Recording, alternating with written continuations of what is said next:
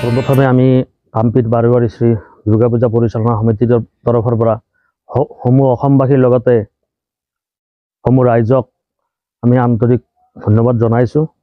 লগতে আমাৰ কামপিত বাৰোৱাৰী দুৰ্গা পূজাৰ সকলো অনুষ্ঠানলৈ ষষ্ঠী পূজাৰ পৰা আমাৰ নৱমী নিশালৈ আমাৰ যিবোৰ অনুষ্ঠান আছে প্ৰতিটো অনুষ্ঠানত উপস্থিত থাকিব বুলি আমি আশা কৰিছোঁ।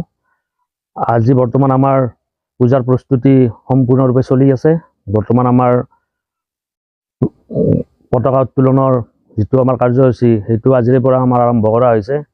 আমাৰ প্ৰতিমা ইতিমধ্যে আমাৰ সম্পূৰ্ণ হৈছে, ৰবাৰ কাম সম্পূৰ্ণ হৈছে আৰু আমাৰ প্ৰগ্ৰেমটো হ'ল সপ্তমীৰ দিনা নিশাৰ প্ৰগ্ৰেম আছে আমাৰ অসমৰ নাগাৰা নামৰ স্বনামধন্য শিল্পী মাননীয় শ্ৰীযুত ৰাজীৱ ডকাদেৱ।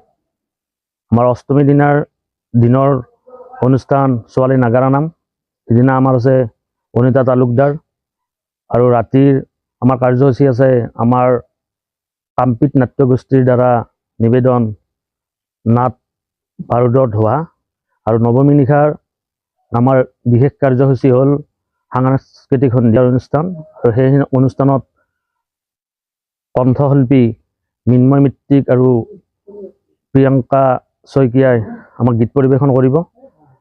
সেয়েহে সমূহ ৰাইজৰ উপস্থিতি সহযোগিতা আমি পূজা পৰিচালনা সমিতিৰ তৰফৰ পৰা আন্তৰিকতা কামনা কৰিছোঁ। আৰু ইয়াৰ লগতে পূজাৰ লগত সংগতি ৰাখি আমাৰ 15 আৰু 16 অক্টোবৰত কোহিনুৰ থিয়েটাৰ আমন্ত্ৰণ কৰা হৈছে।